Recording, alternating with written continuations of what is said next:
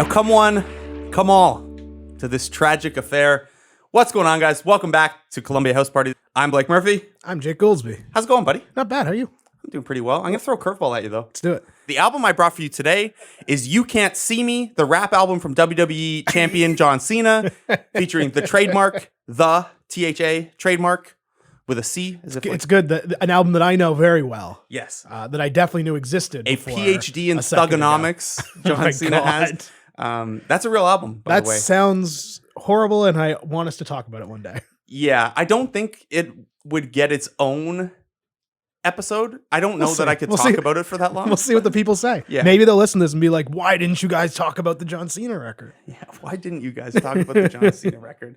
We're going to get into a very fun, out there album. The album I brought today, Jake, is The Black Parade by My Chemical Romance.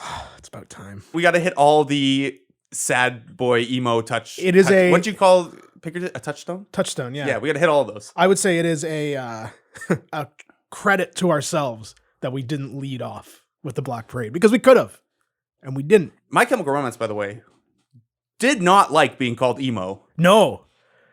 It's Gerard Way does not like that term. It's funny to think about how derogatory a statement emo was in the mid 2000s. I feel like that's kind of past now, and like because all the bands that are in the genre are influenced by the mid 2000s, so everyone's cool with it.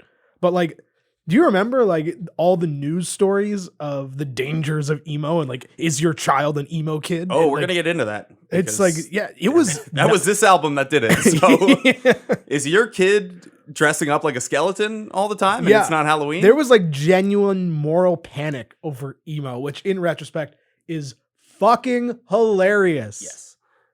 It was like the sister of Marilyn Manson caused Columbine kind of thing. Yeah, exactly. But we're going to get into a lot of that because the fallout from Black Parade is actually super interesting. One of the reasons I wanted to do it early on is because it was My Chemical Romance more in general than Black Parade specifically was, I feel like, kind of an important band in terms of, I mean, they were aesthetically very cool and two of their albums are amazing. I feel like they were important for like getting a lot of the discussion going about why kids are drawn, like kids and teenagers, why they're drawn to music with those kind of themes. Kind of like that 2002 to 2006 range where a lot of online communities were like music was such a big thing in online communities like LiveJournal and MySpace and things like that.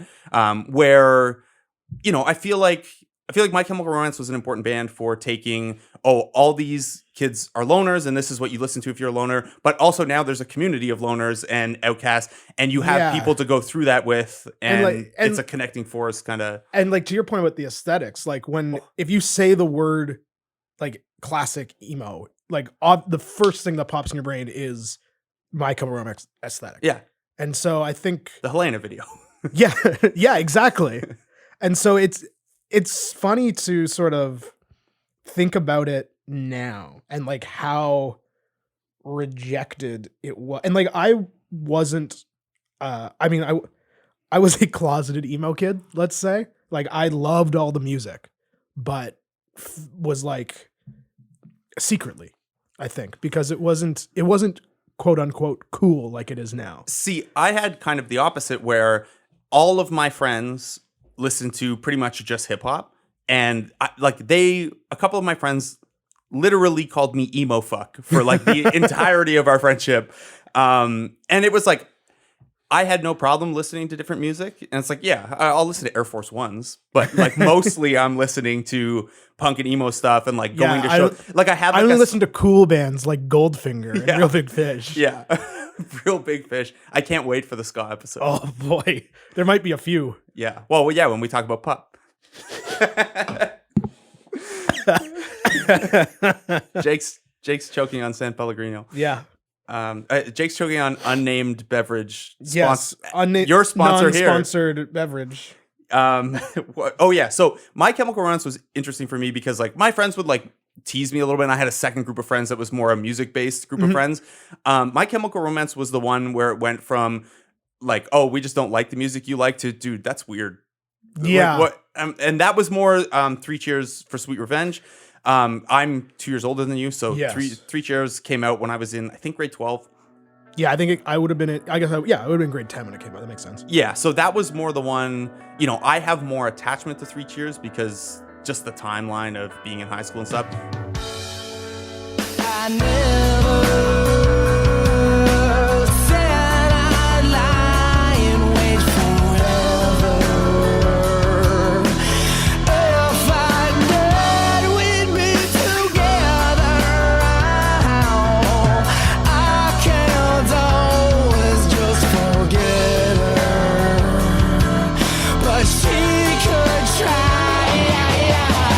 I think mental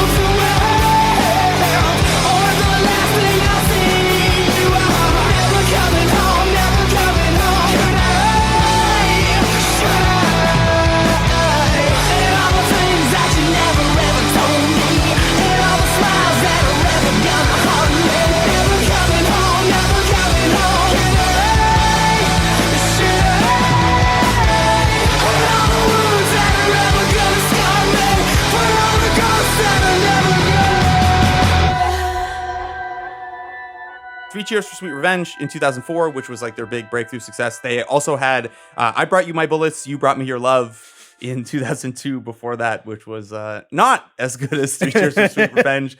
But Black Parade is a much more interesting album. I think the cultural impact is greater. I think the album itself is more interesting than Three Cheers, which is like...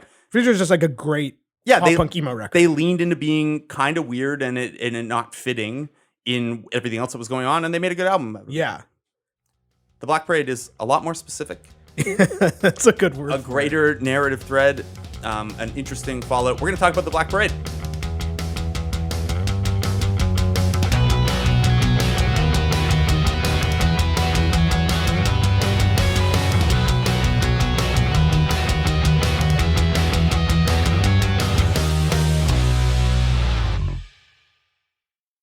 The Black Parade is My Chemical Romance's third album. Came out July 2006. It's obviously a concept album. Just like you can look at it and listen to it, and you can tell there's a concept there.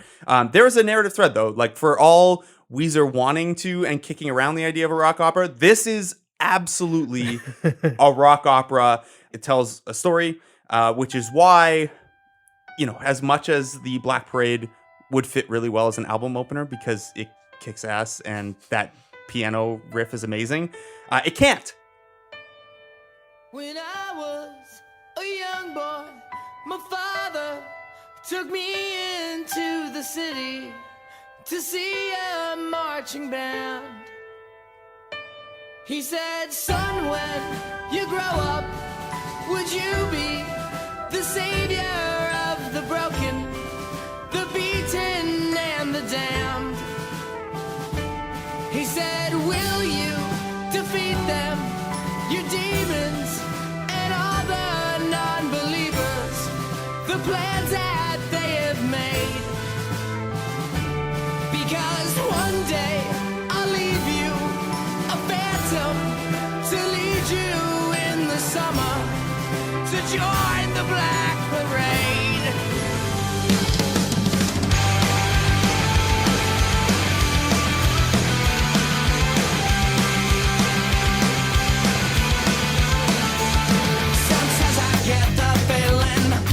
Watching over me, and other times I feel like I should go. Ran through it all, the rise and fall, the bodies in the streets. And when you're gone, we want you all to know we'll carry on, we'll carry on. And though we are sick, God, believe me, your memory will carry on. Man, iconic. Yeah, like that is one of the genre's most iconic moments. To this day, I still can't believe that's not the first track on the album. It doesn't fit the story as the lead song. There's a story start to finish that kind of touches on death, afterlife, reflection, redemption, if you interpret it a certain way. Interesting. Produced by Rob Cavallo, who had done a ton of stuff. Alanis Morissette, Paramore, Dave Matthews Band, Goo Goo Dolls, Meatloaf, All the bands, Jawbreaker. all the bands I think of when I think of My Chemical Romance. I mean, I think what's interesting about his history is that he's been all over the place, and that allowed for. I think that fits pretty well when a band is trying something really out there. yeah, a and guy who's been all over. He's one of those like super producers Yes. in a way. Yeah, he's done it all. Meatloaf was an interesting one to come across. Like, there's a connection from Meatloaf to My Chemical Romance. We're going to talk about. You want to talk rock? You want to talk about rock operas? Yes. That I'm going to save that for the Meatloaf episode because there is a ton of interesting stuff about that album. We're going to bring my dad on for that one. Bad Out of Hell whips ass. That was like the interesting thing about Bad Out of Hell is that it rules. Yeah. Also, like the only album my dad listened to in his car for like a year straight.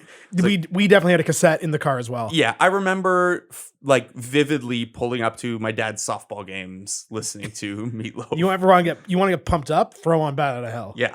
Yes, absolutely. Do you just want to do a Bad Out of Hell episode now? Kinda. Yeah, we will do that eventually. Is that next week? I mean, we could. We'll see. We'll see what happens at the end of this episode.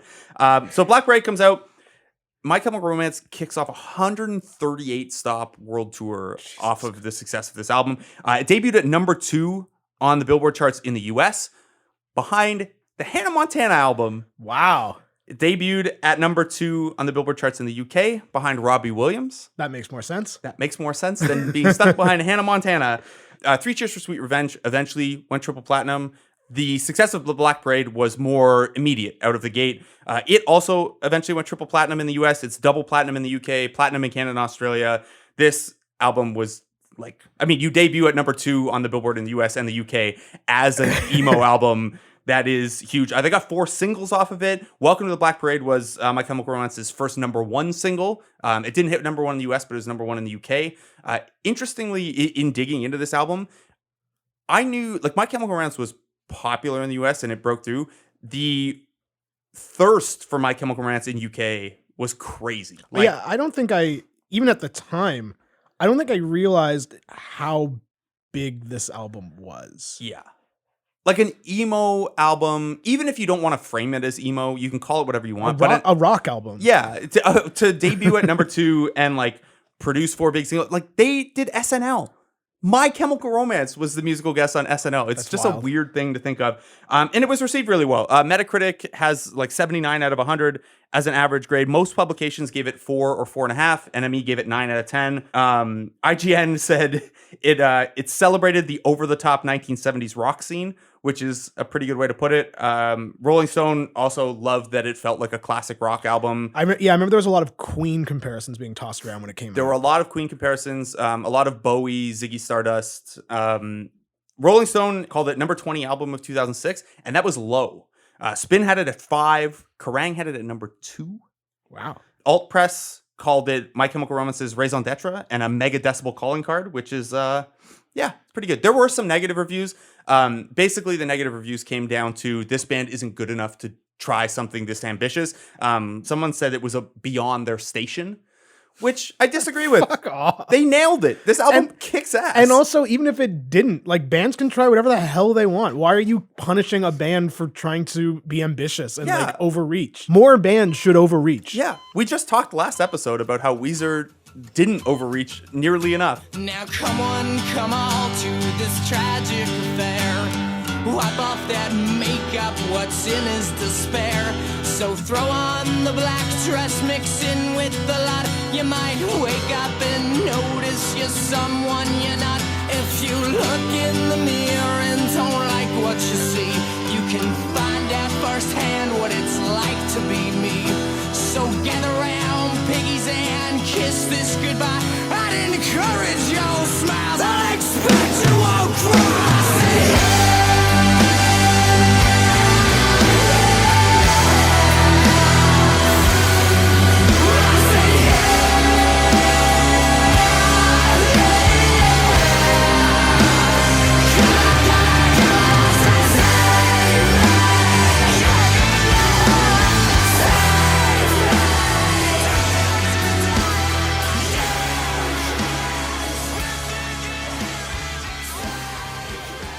Okay, so the Black Parade, the story is interesting. So the patient is the lead character. If you've seen the video for Welcome to the Black Parade, that video is kind of the entire album sped up, like the story of the album sped up into one. Kind of, if you couple it with Famous Last Words, also, which is an awesome video. We'll talk about that after. I have a weird note from Famous Last Words, if you can remember the video at all. So this is the story of the patient. The album begins with him finding out he has cancer. He lashes out. You get the context of he has roughly 2 weeks to live. He goes through the first couple songs of the album are him, dealing with that, lashing out, reflecting on his life before he dies and what he's going to have trouble living without and things like that. And then he goes on a little bit of like a rock and roll rampage. And then we get to Welcome to the Black Parade. Welcome to the Black Parade is based on Gerard Way's belief that, or I don't know if it's a belief or just like what he envisioned for this particular story. The Grim Reaper comes for you in the form of your fondest memory. Oh. So the Black Parade, obviously it is the patient's fondest memory is not a Black Parade, but it is a parade he went to with his dad. So when death comes for him, it's in the form of a parade with a marching band, one of his fondest memories. So the Black Parade is obviously a stand-in for death. The patient dies.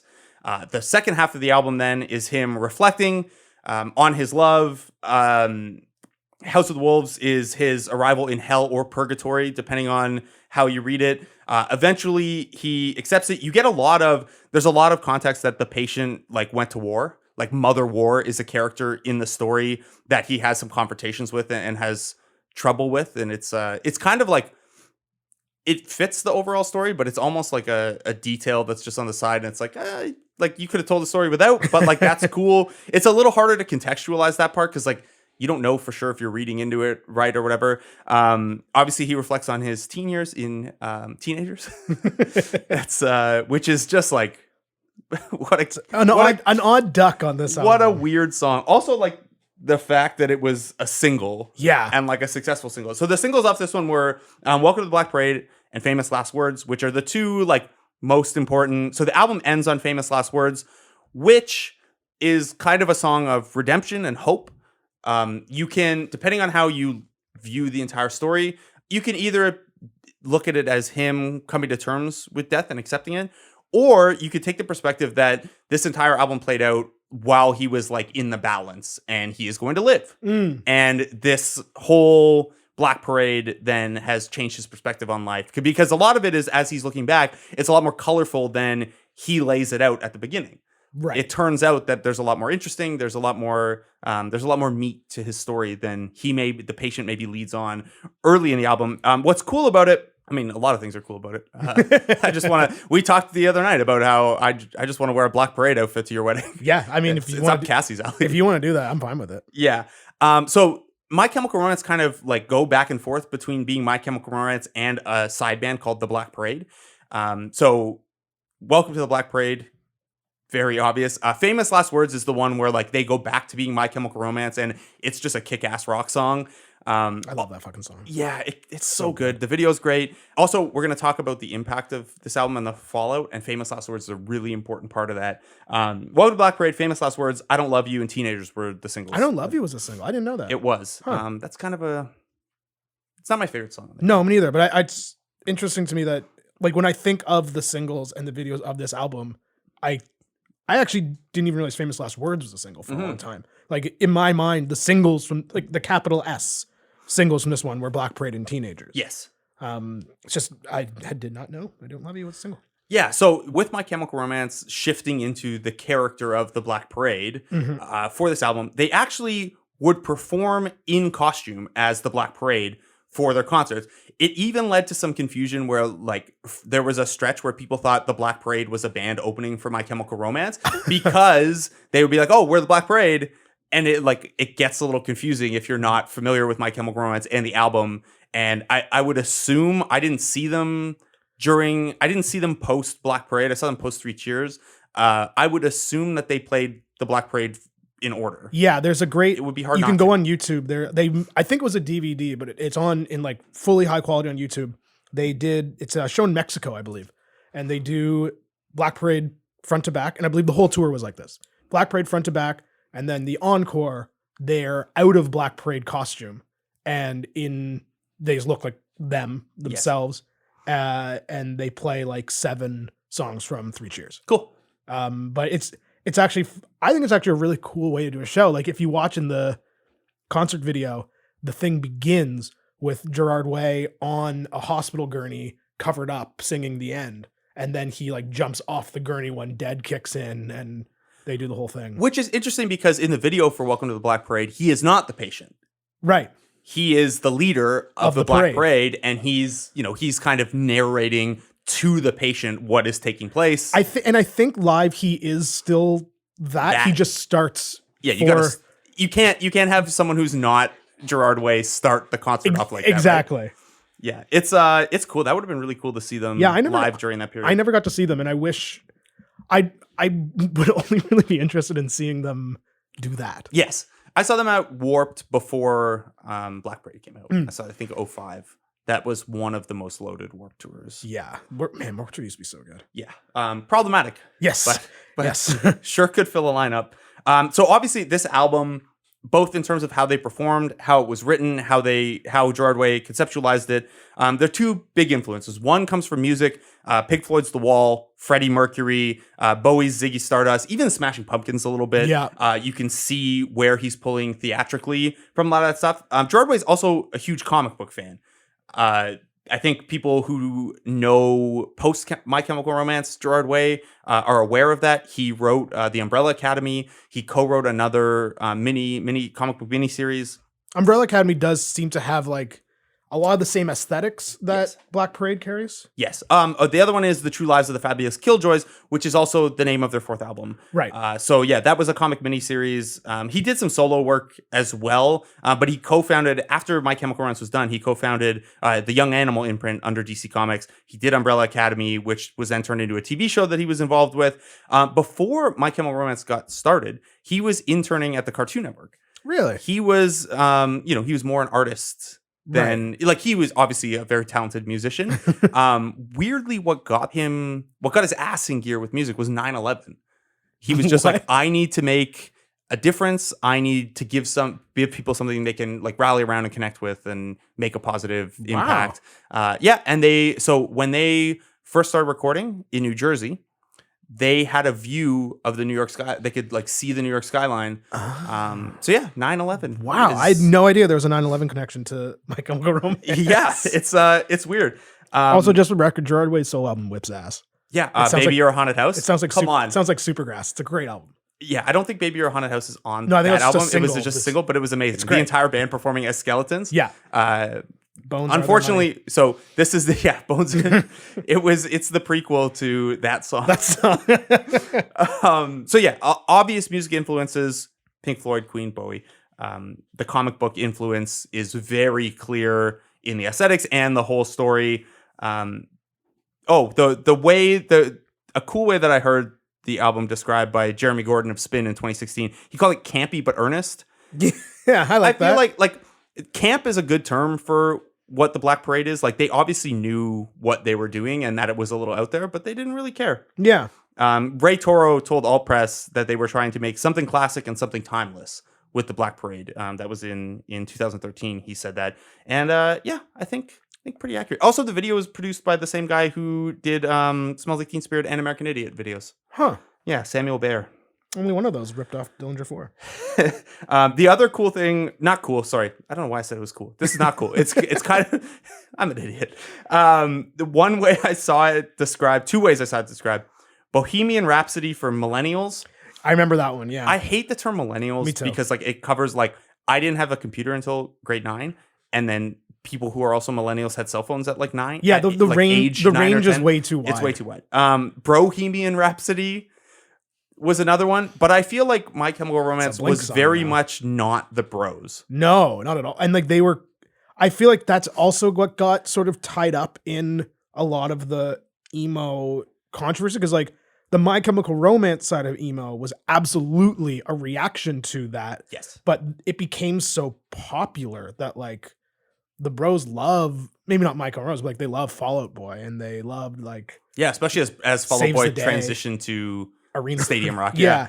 But like I think that's maybe why I always liked My Chemical Romance a little more, because they were intentionally trying to not do that. I'm sure there was spillover just because they were too big for it to not. But. Yeah, it's almost like, okay, well, I like this pop punk, and it's just good enough that other people get to enjoy it, but My Chemical Romance is ours. And kind of. Yeah, and like even like the Foo Fighters have a song called "Cheer Up Boys, Your Makeup Is Running" from around this time, and like there was just such a I like the Foo Fighters, but like there was such a revulsion to these boys wearing makeup and being sad that in 2019 seems so silly, but it was like an entire pushback against it. It was very weird. Yeah, we're going to talk about some of the mental health side of this and the community aspects that fell from this album.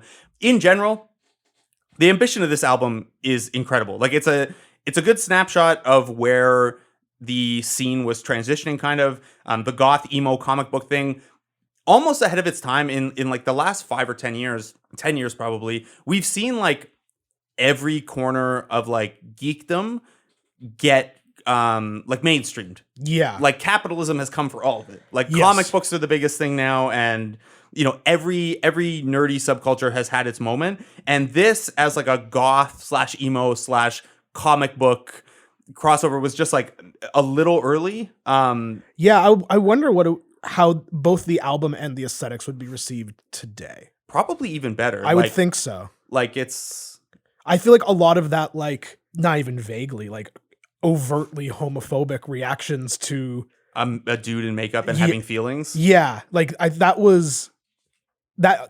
that wouldn't happen today. Yeah. Now I do wonder if that could be because of the album. Yeah, and it could make the album less important, right? Like if it comes out and it's just like a cool rock opera, it's like, okay, there's still a place for that. It would still be a good album, but the cultural impact wouldn't be there as much coming today. It was pretty early. Yeah, for that kind of thing. And that was the point. Like Gerard Way cared deeply about making those kind of impacts. We're going to talk in a little bit about how that got kind of twisted and turned the other way. A couple more cool notes from the album first, though. As part of the ambition and the rock opera, it gets weird in parts, which you'd expect. Blood as a secret bonus track is just like a ridiculous song. Like it sounds like a Panic at the Disco bonus track, not a My Chemical Romance one. It's weird. Mama is maybe the most interesting song, like just structurally and where it goes. It's a weird tune. Mama, we all go to hell. Mama, we all go to hell. I'm writing this letter and wishing you well. Mama, we all go to hell. Oh, well, now, Mama, we're all gonna die. Mama, we're all gonna die. Stop asking me questions. I'd hate to see you cry. Mama, we're all gonna die. When we can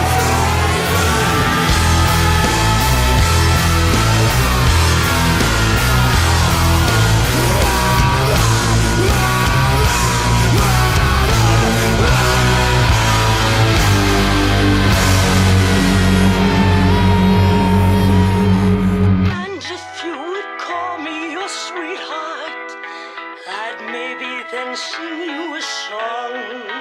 But the shit that I've done with this fuck of a gun, you would cry out to rise alone. We all can. We're brothers in arms. We're brothers in arms. So raise your glass high for tomorrow. We got it returned from the ashes.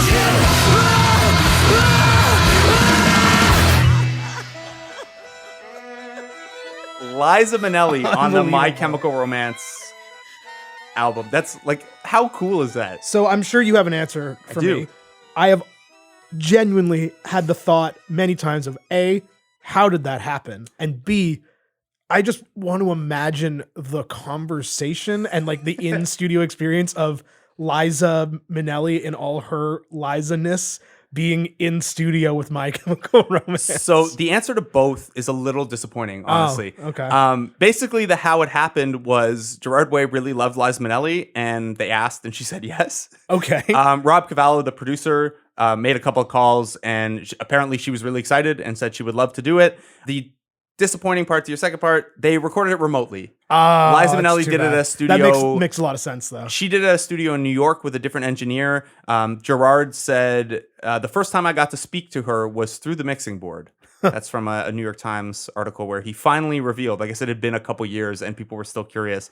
So yeah, he just talked to her through a mixing board from LA to New York and the producer put it together.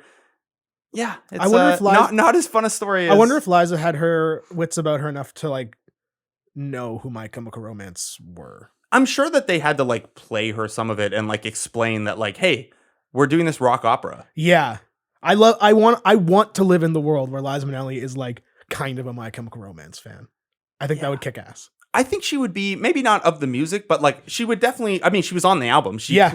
The idea true. of a rock opera and like the costumes and it's Yeah. just like, it's a very Liza Minnelli It is. thing. It's just it's the fact that there's a featuring Liza Minnelli on a My Chemical Romance album track list just tickles me. Probably the most interesting part of the album in terms of what you take away from it is Famous Last Words. It was a single. The song kicks ass on its own. It does not require the context of the rest of the album to be I would go as far kick-ass as say song. it's my favorite My Chemical Romance song. Yeah, it's up We'll there. get to that. Yeah, we'll but- get to that for sure. It's also, you can view it as the redemption part of the patient's story. And I know there's nothing I can say to change that part. To change that part. To change.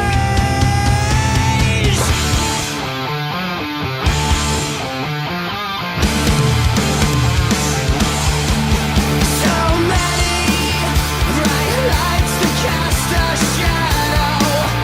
But can I speak? Well, is it hard understanding? I can't speak. I am not afraid to keep on living. It's hard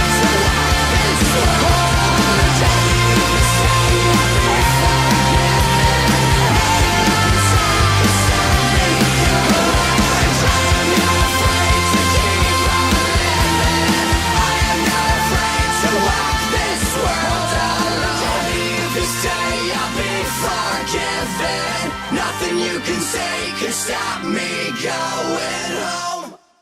This is how the album ends, and the video adds to it. It's incredible. The world is like burning behind them. Gerard Way is on his knees screaming this refrain, I am not afraid to keep on living. I am not afraid to walk this world alone. The I am not afraid to keep on living being repeated over and over again at the end of the album is what, to me, maybe it's not him accepting his death. Maybe, you know, this was all Right. like the flash of light, you know, when apparently you die and you see the flash of light or Whatever, whatever. yeah. This is all it. But it's also, you know, there's a lot of messaging and within the album, and My Chemical Romance has always tried to be hopeful within the sadness and the difficulty. But I think ending the album that way is awesome. Also, a cool thing in the video, when he's on his knees screaming, he was actually on his knees screaming. He injured himself. Really? Yeah. I think he tore his Achilles. Oh my god. Yeah, I think that's what it was. Yeah, he tore ankle ligaments while filming, and they used the footage of him being on the ground screaming. That kind of rolls. I Yeah, love one that. of the other band members also got like really badly burned. I remember that. Yeah, that's right. With the pyro. Yeah, that's I mean, cool video, but be careful.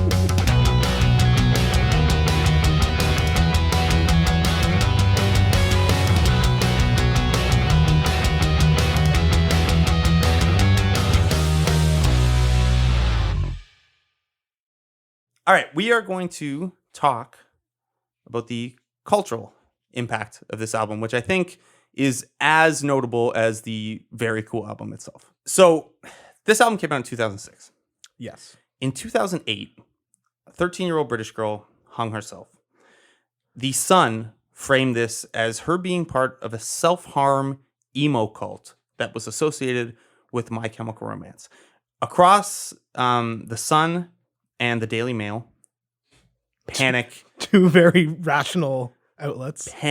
in the UK about My Chemical Romance and about these emo cults. The Sun, which is a British tabloid, published the headline, Suicide of Hannah, the Secret Emo. The coroner himself said that My Chemical Romance's music glamorized suicide and called it a sinister cult. Oh my God. Obviously, that stuff's not true, but this was a huge deal. So one of the explanations to, I can't remember if it was the Daily Mail or the Sun, but they thought that the Black Parade is where emos go when they die, and like welcoming people to the Black Parade was suggesting that they kill themselves to join up In emo heaven or whatever. Yes, the That's emo place. amazing. There's a good place, there's a bad place, there's the emo place. I remember I have like a vision in my brain of a news report in the States of like kids lining up for CDs or concert or whatever, and just the camera panning across these like 6-year-old emo kids and it being framed as like the dangers of letting your child be an emo.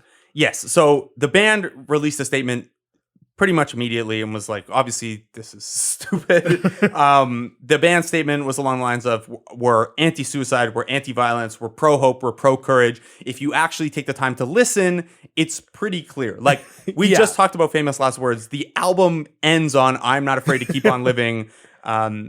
So fans had actually planned a march across London to the Daily Mail offices to protest this. Oh my God. It eventually got canceled. The police... It's probably good. Yeah, the police were going to get involved, and it's probably best that it did not. But for a while, during their UK gigs, the band would say, like, fuck the Daily Mail regularly, which...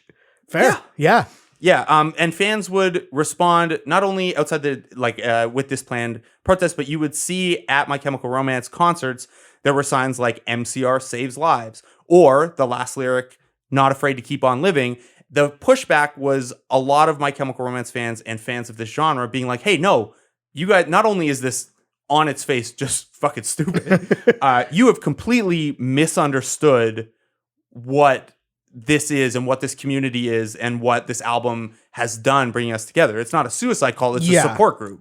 Which I think is like, I know that a lot of my favorite bands, a lot of my favorite albums are like in capital letters, like bands that mean a lot to people. Yes. And I think that emo, specifically My Chemical Romance, but the genre as a whole in the mid to late 2000s, I mean, I guess you could call it a like fan cult, but that could be the case for any genre. You could call it a community is a better word for it, right? And but I think there was a like, to your point about like the reaction to it, there was a like insular sort of idea going on that like this is ours and now you are trying to take this from us, so fuck you, and we're gonna like even react even stronger and make this ours, which I think is the right way to react to fandom. But like I don't know, because I wasn't really part of that scene, but I don't think it was done in like a like gatekeeping, stay out of our scene kind of way. No, it was a don't misrepresent our scene. Yeah.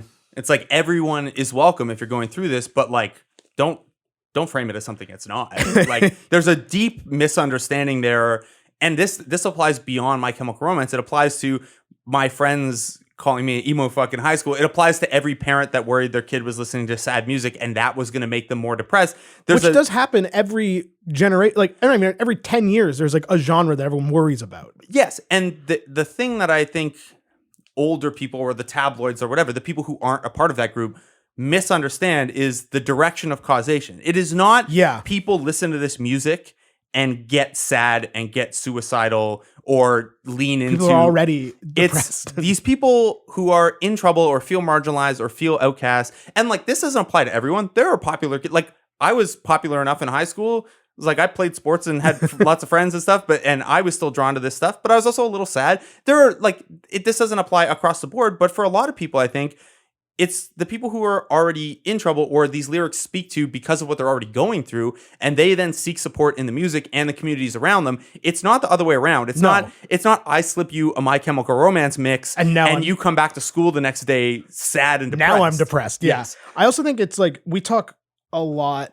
just in our lives, as we should, about how the stigma of mental health and depression and all that should and is starting to lessen and like be more open about your feelings and what you're doing. I feel like not that My Chemical Romance are the first sad band, not that they're the first band to have these kind of lyrics, because that's been happening for 50, 60 years at this point. But I think that this kind of stuff, like boys in makeup and singing about feelings, to dumb it down to a potentially, regressive definition, but it's that I think you can sort of start to chart where talking about this kind of stuff became more acceptable.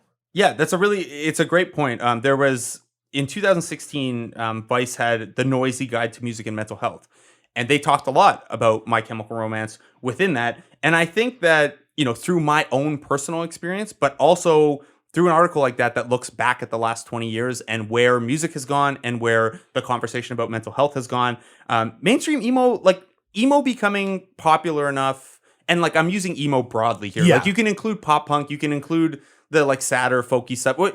Music with an emotional message that people felt okay expressing their sadness or depression or anxieties through, that becoming more mainstream, becoming like profitable, becoming something that can be sold, and then something that mainstream is the word for it, like that being more of a thing, I think opened people up to have more conversations about that stuff. Like, and I think it's might seem quaint or funny to talk about, but like when you read any retrospective on pop punk and you listen and you hear about Descendants and Jawbreaker specifically, and this idea of how revolutionary it was for bands that sounded like that to be singing about their feelings. Yeah. And like now it's like, of course, but Yeah.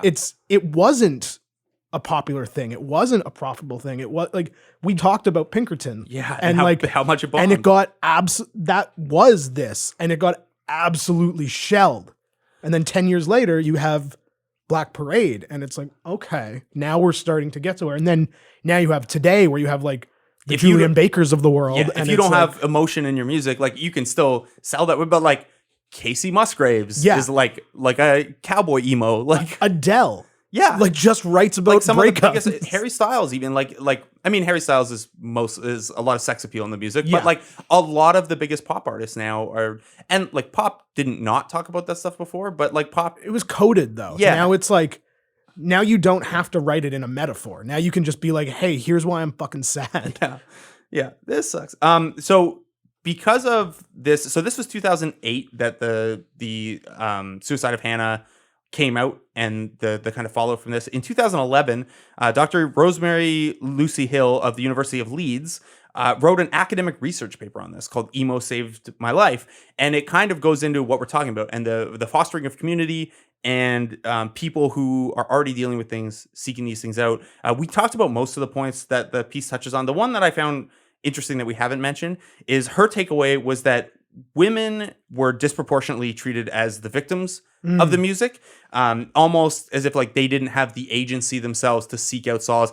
Obviously, that's not an experience you and I can speak to, but I thought that was an interesting takeaway. And like I think back to what was going on around the time of the Black Parade. It's like, okay, Paramore was on the come up, but that was like They were like, that was kind of close. Like there were others, obviously. But Yeah. they were like, it's true though. Like a lot of that decade of, I mean, like a lot of decades of music, but Yes. that decade specifically had, I don't think it's a stretch to call it a misogynistic genre at that time. for sure. And My Chemical Romance is not guilty of that, as far as I know. Like lyrically, Yeah. there's not much of that. They were too high concept for it. It seems. Also, like you obviously never believe in your idols at this point anymore, but like Gerard Way, like I don't know, he's always talked about like fostering that kind of stuff and making a positive impact and stuff like that. But yeah, so I thought that was an interesting thing. Like as I was refreshing myself on this, like, oh yeah, there is like, obviously there's a severe underrepresentation of women in that scene at that time. And like you said, in most music scenes and most music times.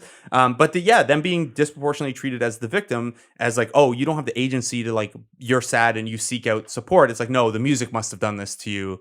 I thought that was an interesting and I perspective that I hadn't really thought of. And I think maybe I could be wrong, and this could be my like straight white guy angle on it, but I think that sort of the androgyny and the makeup aesthetic side of My Chemical Romance makes them a little more approachable from that side of things, because they are not posturing themselves as like not even tough guys, because none of this was tough guys, but like they're not, Take Back Sunday or like the guys who like, we've been hurt, but we're like still there. Like My Chemical seems to always be very open to straddling that line a little bit. And like, I don't want to call it the male female line, because I think that's not a thing, but I think they were always more, I think, easy to digest from that perspective of things intentionally. Yeah. And it works, I guess, because they fucking sold a lot of records.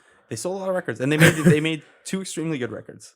As a yeah, I don't know. They're always, I appreciate very much the like, oh, I play sports and I hang out with jocks, but also I'm doing all the theater stuff and like, oh yeah, here's a band for you. This album definitely spoke to my theater kid inside me for sure.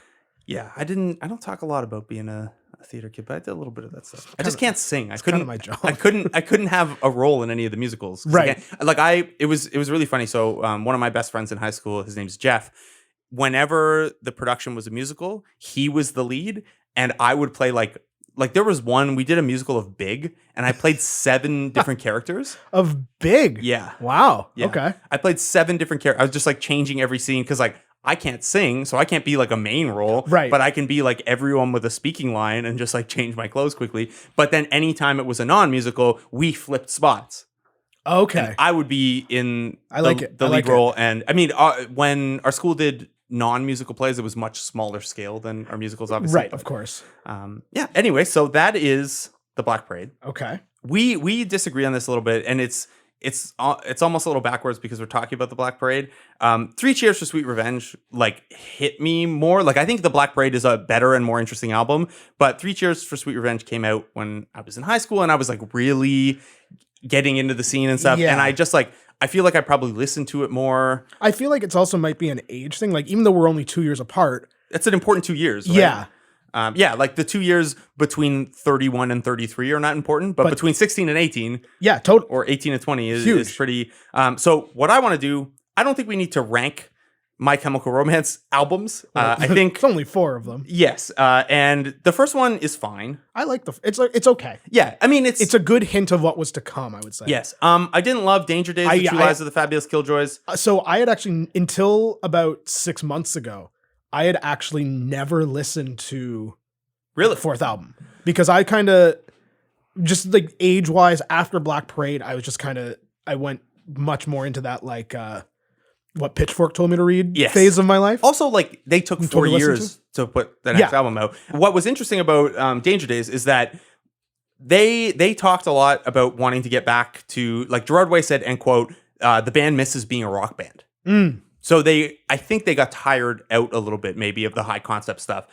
They actually thought when they made this album, they sent it to friends, as you do in the music industry. Made Danger Days? Yes. A friend told them that it would make the rest of their work redundant. Like people had high expectations for Danger Days. Obviously, it didn't turn out that way. They had planned a 5th album. It never came out. They broke up in 2013. Gerard Way went on to do cool comic book stuff. To the community point, I thought this was a cool footnote. After the band broke up, he set up a P.O. box for like fans to still connect with them. And that is cool. Yeah. That speaks to, I think, that he always, like, that was always an important part of music to him, the fostering of the community. Sorry, I'm just looking at my random notes now. I think it's funny. For the 4th album, they also got a new drummer and then fired him because he was stealing from the band. Oh, nice. Yeah, so that was some nice drama between albums 3 and 4. Did the other drummer leave because he got burned making that video? No, I don't know why he left. On that big tour that they did, everyone got food poisoning, and at one point, everyone had subbed out for a stretch except for Gerard Way, including Muse had to be taken off the tour because they all got food poisoning really badly. Yeah. Wow. Anyway, all of that is to say there are not enough My Chemical Romance albums to rank. Danger Days is a clear number 4. Clear number 3 for I Brought You My Bullets, You Brought Me Your Love. The debate comes down to 3 Cheers versus Black Parade. Yeah, I think that is a accurate statement. All right, we have the 2 song lists in front of us. I don't think we need to debate Black Parade versus 3 Cheers. I think it's a perspective and timing thing. I think I think the Black Parade is obviously a more ambitious. And as you said, album. I think we can go. I think objectively, it's not a stretch to say that Black Parade is definitely more interesting. Mm-hmm. Whether it's better or not is subjective, so who knows. But yeah, I think honestly, it kind of like it's just like it's also like such a good sequel to 3 Cheers. Like those 2 albums fit so well together. I also found that like when we were when my friend Andrew got married in Ottawa, and myself, Cassie, and our friend Jacob Kramer drove down to Ottawa together and just obviously listened to emo music the whole way. Naturally, we listened to 3 Cheers and Black Parade back to back, and I was struck by not only how they fit really well together as companion pieces, but also like My Chemical Romance's songs were so good. Yeah, like for a genre that got maybe unfairly maligned for not like the music being less interesting than the scene. Yeah. Which I think for a lot of mid 2000s emo bands is accurate. Like My Chemical Romance's songs were really good. Three Cheers has like bangers. On Yeah. it. And like the Black Parade has some really good songs. Like Famous Last Words, House of Wolves, Welcome to the Black Parade. Those all stand alone as really good Yes. single songs. I think my biggest take with Three Cheers is that the highs are higher. Like I think Three Cheers has a better like top like best 4 songs. See, I agree to an extent. I think that I don't think there's anything on Three Cheers that touches Famous Last Words or Welcome to the Black Parade. Okay. But the rest of it, I Like think Three Cheers might have like song like 3 through 7 My Chemical Romance best songs. or Yeah, something like that. I think so. I think Three Cheers' average might be higher. Okay. But I think that the peaks of the Black Parade are so not only great songs, but like it's so ambitious. And I think you can't. And the videos. And the video. I mean, the whole not thing. to say Three Cheers like Helena is and I'm Not Okay are classic videos of the Yes. genre, but you can't. I find it very hard to separate Black Parade from its importance and its place in time and its context, which I think Three Cheers, it's easier to be like, that's a great pop punk album. yeah, and unquestionably. it but, looked like, really cool. and it looked really cool. But like, just the You don't know karate. but like Black Parade's just so massive. The other thing I didn't remember about Three Cheers until going back and listening to it again for this, it has a ton of Fall Out Boy track titles. Yes. Like, you know what they do to guys like us in prison. It's not a fashion statement, it's a fucking death wish. I never told you what I do for a living. Like these are song titles Fall Out Boy didn't use, and they were like, hey, you guys want this? You can sing It's Not a Fashion Statement, It's a Fucking Death Wish to the same tune as This Ain't a Scene, It's an Arms Race if you want to. Let's not do that. No one needs to hear me sing. I feel like the band that is most closely associated with like maybe it's just the association I have, but like do you keep the Used in the same kind of headspace as I don't. I put the Used in like the Finch okay Silverstein bracket. what it is to burn. Yeah, I take whenever I think of like mid 2000 emo, my first 3 touchstones are always Fall Out Boy, My Chemical Romance, and Panic at the Disco. Yes. That's where I kind of go. Panic at the Disco is so good. The reason I mentioned the Used, by the way, is just like when I was reading up on this, a lot of the stuff, like the Used came up alongside My Chemical Romance in a lot of the like, oh, there's a cult of emo stuff. Yeah. Because their lyrics are like even more unabashedly like I'm so suicidal. But even some of their saddest songs like have tinges of hope. Like their worst songs are like very not hopeful. I'm going to admit I was not a fan of the Used. I don't know their stuff very Really? well. I kind of missed the screamo side of things. I missed it. Okay. It just didn't connect with me, and I was rather listen to ska when that stuff was popular. Because I put it earlier too. That to me, that's like 2001, 2002. Yeah, which is interesting because they ended up, my youngest brother, who's 5 years younger than me, the Used ended up being his favorite band. Like he just like recycled all my music. I know Cassie and her friends were really into the Used and like that side of things, but it just never hit me. So if you have Famous Last Words as the best My Chemical Romance song, or Welcome to the Black Parade. I think Famous Last Words is my favorite. Okay. But I think if you're talking in the canon, so to speak, I don't think you can put anything but Welcome to the Black Parade. Yeah. Like it's the their emo anthem. It's their defining song. It's their Born to Run. It's their Bohemian Rhapsody. It's their, if you say Welcome to the Black Parade to somebody, they know what you're talking about. But I think Famous Words I like as a song more, but Black Parade is Famous Last Words is just like a kick-ass rock song. Yeah, it really rules a lot. And then off Three Cheers, I think like Helena and I'm Not Okay, or like those made sense as the big singles. They're awesome tracks. I've never been a big fan of Helena. Oh man, I think I'm Not Okay is a great tune. Yeah. The video. Maybe it plays up because of the video. Like it's just the video's great, and I think it's also like we were saying, it's hard to divorce Helena from context as well. Yes, because that was like the beginning of like, oh, you guys all really like Tim Burton, huh? Yeah. But yeah, I don't know. Helena, I like. I think it's a good song, but it wouldn't be in my top 5 on Three Cheers. What would? Thank You for the Venom is my favorite song. Yes. That song whips ass. To the End's a great, I would have on there. Cemetery Drive, I really like. Okay. And I'm Not Okay. And Give 'Em Hell Kid, maybe. Yeah. That's so good. Your point, I think you made a really good point about comparing them, where like those 5 tracks are amazing songs, but there's more filler on Three Cheers than there That's is on Black fair. Parade, I think. And I wonder how much of that is because everything on the Black Parade fits the concept and the Yeah, story, it's right? very focused. Yeah, you can't, like, Cancer kind of sucks, Yeah, but otherwise, yeah, I'd most agree. of That's it's pretty good. also my least favorite, I would say. um, Although I don't love Teenagers. I will admit. it's just so weird and cheesy, and like, I just don't. it's what it needed. I to don't be. get why it's on the album. Like It doesn't fit the story super well, and it doesn't either. fit the style of the album. Like it feels like a song that they would put. It feels like a song a band puts on their like 5th record. You know what I mean? Also, like, you know, the whole, like, the allusions to shooting up the school. Yeah. It just, like, I don't think that's maybe the one spot where they fumbled the whole, like, message. I think yeah. maybe that it's just like, I get what they were going for and the perspective, but like, it requires you to think about it, and Yeah. that song being a single with those lyrics is just iffy. And like it's honestly, it sounds like a song that the label said we need a pop single. yeah, That's what it sounds. and they chose those lyrics. Yeah. Because the drugs never work, they gonna give you a smirk. Cause they got methods of keeping you clean. They gonna rip up your heads, your aspirations to shreds. Another cog in the murder machine. They said, I'm teenagers scared, the living shit out of me. They could care less as long as someone will bleed. So darken your clothes, I'll strike a violent pose. Maybe they'll leave you alone, but not me. It's interesting to me that they had 4 singles off of like a concept album that is one cohesive story, and Yeah, and I have just no recollection of "I Don't Love You" being a single. It's not even in my brain at all. It's yeah, I'm very sure I don't have the charts in front of me, but I'm sure it charted the worst of them. I feel like it would have to because the other 3 were massive. In terms of concept albums, I love an album that tells a story Me from start too. to finish.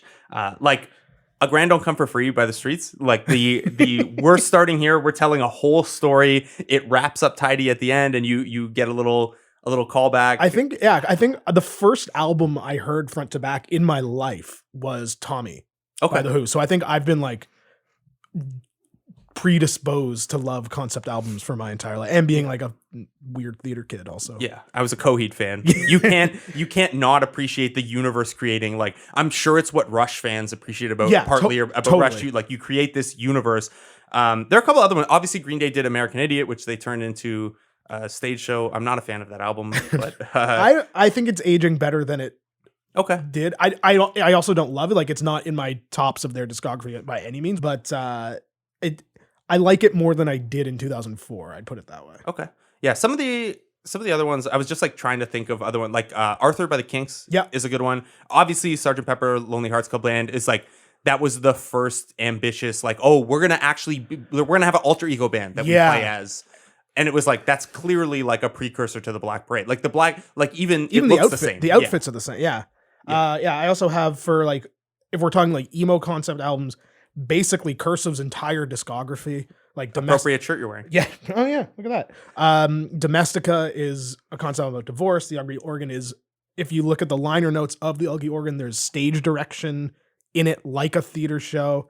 Happy Hollows, like they have 4 that are just like straight up concept albums. Mountain Goats is another band that does that great. Like Beat the Champ is one of my favorite albums. Sunset Tree is like that too. Life of the World to Come is like that. It's a hard thing to do. And then obviously, like, this is before getting into like Ziggy Stardust. Yeah. It's like, obviously that's we want to Pink Floyd. Like, obviously those are MCR, Murder by Death's Who Will Survive, and What We Left of Them. Gerard Way actually sings on the first track of that. amazing. And they actually have Murder by Death, which I would love to talk about one day on this show. Who Will Survive and What We Left of Them is their second album. Their 4th album, Red of Tooth and Claw, is actually a prequel to. Interesting. And if you play Red of Tooth and Claw, ends with the song going into the first song of their second album. Yeah, I dig that. Very cool. Funeral for a Friend had one as well. It wasn't. I don't think I know that one. Tales don't tell themselves. Anyway, that is it for The Black Parade by My Chemical Romance. I'm definitely going to listen to it for the rest of the day. I don't know. I might fire up 3 Cheers. I That's listened fair. to The Black Parade a couple times heading into this episode, That's fair. obviously. So, Jake, thanks for talking to me about The Black Parade, buddy. My pleasure, man. We'll see you. We won't see any of you. We'll talk to you We had such a That's good me. ending, and We're you so had close. to I you fucked had it to up. one up the ending. I fucked it up. Yeah, we don't need anything clever. We just say thank you. So guys, thanks. Thanks, Talk to you guys. next week.